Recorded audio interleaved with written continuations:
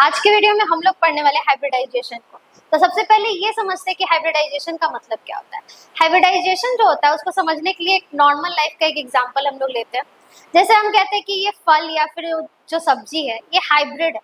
Hybrid कहने का मतलब दो ब्रीड को जब इंटरमिक्स करके एक नया चीज जो निकल के आता है उसको हम लोग हाइब्रिड कहते हैं। ठीक है, तो यहाँ पे दो वेजिटेबल का ब्रीड या फिर फ्रूट के ब्रीड के बारे में हम लोग बात नहीं कर रहे हैं। यहाँ पे हम लोग बात करेंगे ऑर्बिटल्स के बारे में। तो चार ऑर्बिटल्स होते हैं sp-df। जब ये ऑर्बिटल्स आपस में इंटरमिक्स करता है तब जाके क्या होता है, हाइब्रिडाइजेशन होता है। तो हाइब्रिडाइजेशन को अगर हम लोग सिंपली समझे तो क्या होता है, intermixing of atomic orbitals of same energy level. यानी जब सेम एनर्जी लेवल का ऑर्बिटल्स आपस में इंटरमिक्स करेगा तो हाइब्रिडाइजेशन होगा। ठीक है, अब ये जो हाइब्रिडाइजेशन होता है इसको हम लोग फाइंड आउट करते हैं और इसके फाइंड आउट करने का एक फॉर्मूला होता है। तो फॉर्मूला क्या होता है, यहाँ पे ऑलरेडी आप लुईस डॉट स्ट्रक्चर में सिग्मा बॉन्ड और लोन पेयर निकालना सीख गए। तो यहाँ पे जो हाइब्रिडाइजेशन निकालने का फॉर्मूला होता है वो एकदम सिंपल फॉर्मूला है, जिसमें आपको सिग्मा बॉन्ड प्लस क्या कर देना है, लोन पेयर। ठीक है, यानी इसके लिए आपको लुईस डॉट स्ट्रक्चर आना जरूरी है। पहले आप बॉन्ड का फॉर्मेशन कीजिएगा, उसमें नंबर ऑफ सिग्मा बॉन्ड निकालिएगा और नंबर ऑफ लोन पेयर निकालिएगा। दोनों का जो सम होता है उसी को हम लोग क्या कहते हैं, हाइब्रिडाइजेशन कहते हैं। एक और फॉर्मूला है लेकिन वो थोड़ा सा लंबा है, तो ये फॉर्मूला क्या होता है, एक और जो जनरली होता है नंबर 2 का formula, half into B plus M minus C plus A. यहाँ पे चार चीज हमको जानना है। भी का क्या होता है, valence electron of central atom. ये है मोनोवैलेंट। मोनोवैलेंट कहने का मतलब कि ऐसा कोई कंपाउंड जुड़ा हो जिसका क्या हो, वैलेंसी 1 हो। ठीक है, तो जितना मोनोवैलेंट कंपाउंड है उसको जोड़ देंगे। माइनस सी कहने का मतलब पॉजिटिव चार्ज, यानी केटायन कितना है, +2 है +3 है जो भी है। और ए कहने का मतलब क्या होता है, एनायन को आपको यहाँ पे प्लस कर देना है। तो यहाँ पे हमको चार चीज चल लगता है। ठीक है, valence electron, monovalent, cation, anion. तो इतना सारा चीज झंझट से अच्छा है हम लोग एक सिंपल फॉर्मूला यूज करते हैं, और सिंपल फॉर्मूला क्या है, sigma bond plus lone pair. ठीक है, अब यहाँ पे एक चार्ट आपको ऑलरेडी बना के दे दिया गया है। ये चार्ट बहुत इंपॉर्टेंट है और इसको आपको याद नहीं करना, इसका हम ट्रिक बताते हैं, इसको आपको कैसे देखना है। ठीक है, तो यहाँ पे अगर हाइब्रिडाइजेशन का वैल्यू 2 आता है, मान लीजिए किसी में एक सिग्मा बॉन्ड था और एक लोन पेयर था, तो 1 + 1 कितना हो जाएगा, 2। तो हाइब्रिडाइजेशन का जो वैल्यू आएगा वो 2 आएगा।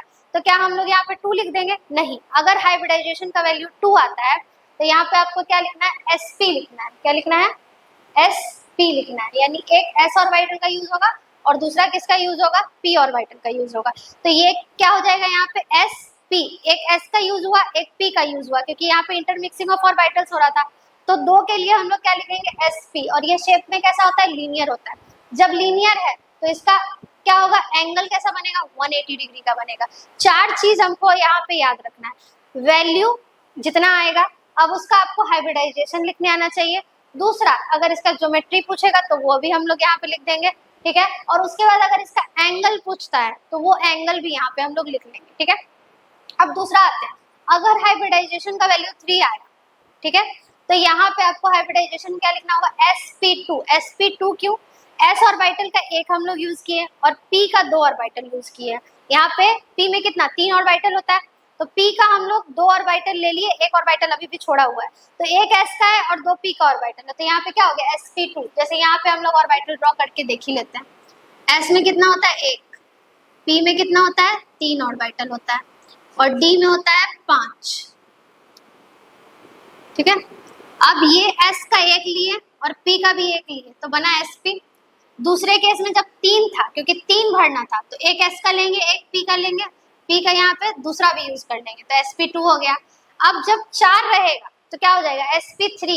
यानी s का एक लेंगे और p का तीनों ऑर्बिटल यूज कर लेंगे। ठीक है, और इसका जो शेप होगा वो टेट्राहेड्रल हो जाएगा। टेट्राहेड्रल का शेप कुछ इस तरह से आपको बना लेना है, नीचे में ऐसे 3 दे देना है और ऊपर में 1। ये सिंपल स्ट्रक्चर है।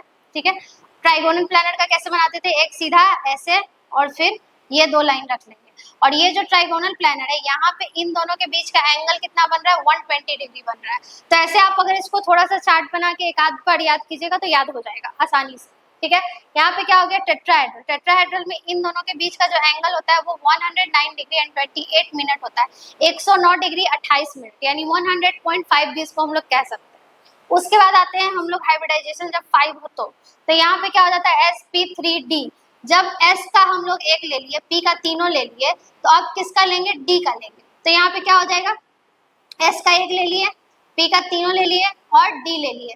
अब अगर 6 अगर हाइब्रिडाइजेशन आ जाए तो दिमाग लगाने वाली बात है, sp3 मतलब s का एक, p का तीनों और d का कितना हो जाएगा 5 में d का एक ऑर्बिटल यूज कर रहे थे, अब d का दोनों ऑर्बिटल यूज कर लेंगे। तो यहाँ पे क्या हो जाएगा sp3d2 6 के केस में।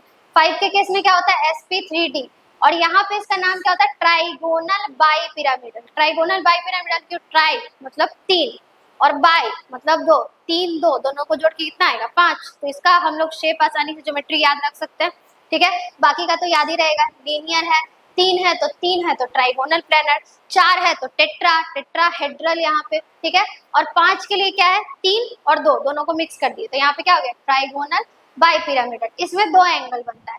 जब ये टी के शेप का इस तरह से ऐसे करके टी बनाएंगे और उस टी के बाद इधर ऐसे करके भी बना देंगे, तो यहाँ जो हम टी बना रहे थे तो इन दोनों के बीच का 90 डिग्री होता है और इन सब के बीच का होता है 120 डिग्री। तो यहाँ 2 एंगल बनता है, 90 डिग्री का भी और 120 डिग्री का। तो इस तरह से आपको अगर बॉन्ड का एंगल भी पूछेगा तो हाइब्रिडाइजेशन से नॉर्मल बॉन्ड का एंगल निकाल सकते हैं। मतलब ज्यादा एडवांस क्वेश्चन नहीं, नॉर्मल क्वेश्चन हम लोग बना सकते हैं।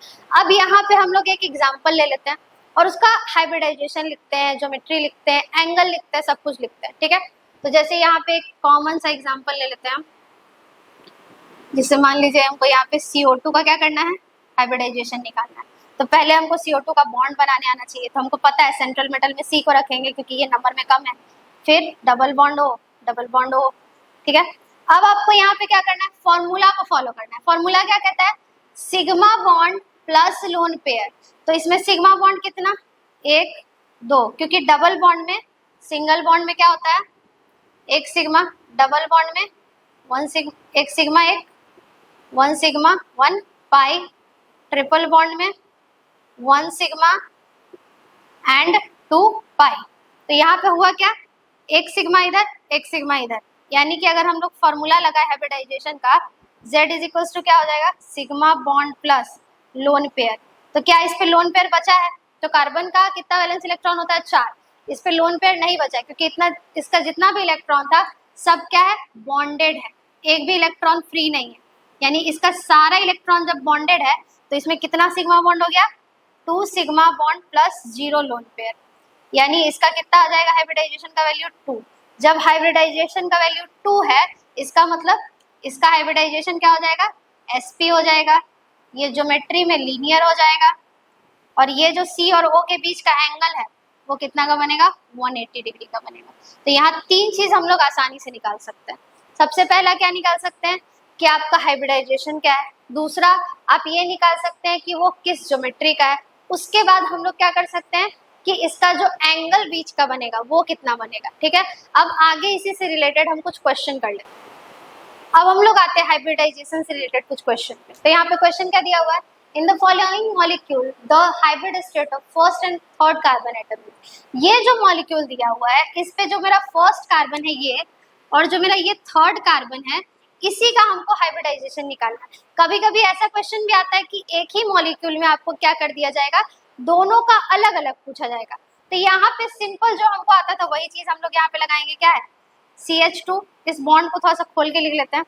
यहाँ पे क्या होगा CH2 है तो एक एच इधर लगा हुआ है, एक एच इधर लगा होगा, फिर डबल बॉन्ड C, फिर डबल बॉन्ड और इधर भी क्या है CH उधर और एक H इधर, ठीक है।